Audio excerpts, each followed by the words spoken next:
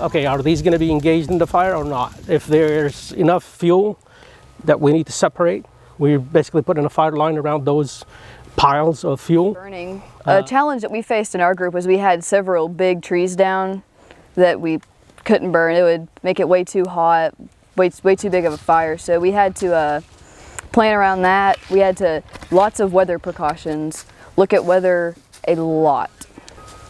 The objective of the burn today is to reduce fuel. We have about 6 to 8 tons an acre in each one of those units. We're trying to reduce that by about 1/3.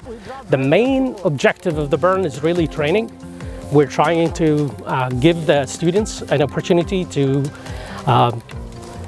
provide or do a hands-on exercise in terms of a fire.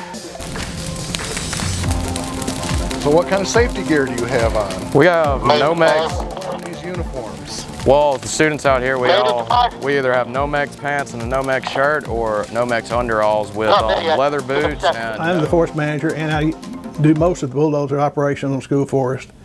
For our fire breaks, I have a root rake for a dozer. It actually kind of combs the brush and needles off the fire break area and exposes bare mineral soil to help prevent a fire from jumping on adjacent property or from adjacent property onto our property.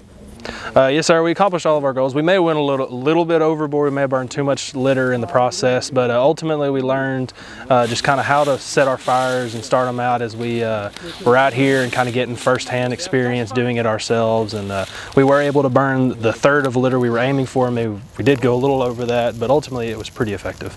They plan it and they have to implement it. They have to see basically their decisions that they made on paper, how are they going to play out in reality? That's the main objective of the burns that we're doing today. fire's probably sucking that wind that way is why it's turning probably. Good. Also, it is supposed to be kind of a south wind right now as well, so it makes sense. So yeah, the wind changes direction a little bit, but there's not too much to burn, so it's not really an unsafe condition. Well, I learned what a ring fire is. That was the first thing I learned. Just kind of, I mean, just even the whole process of planning what goes on in one of these burns, I truly came in with nothing. So just to kind of see, you know, the game plan, clearly the work and the calculations that the students did ahead of time in terms of understanding the fuel load, things like that. I moved further up to where they started the heading fire, and it was really, really hot. I was backing up as far as I could. Yes, sir. It got very hot. The type of fire we burned, it was just a big circle and it all gained at the center, and that's whenever the hottest point was, and so it did get very warm. All right. And they're going to basically go ahead and start dripping fire with their drip torches in order to achieve full ignition for that unit. That will achieve a fire behavior that basically is closer to or meets the management objective for this unit.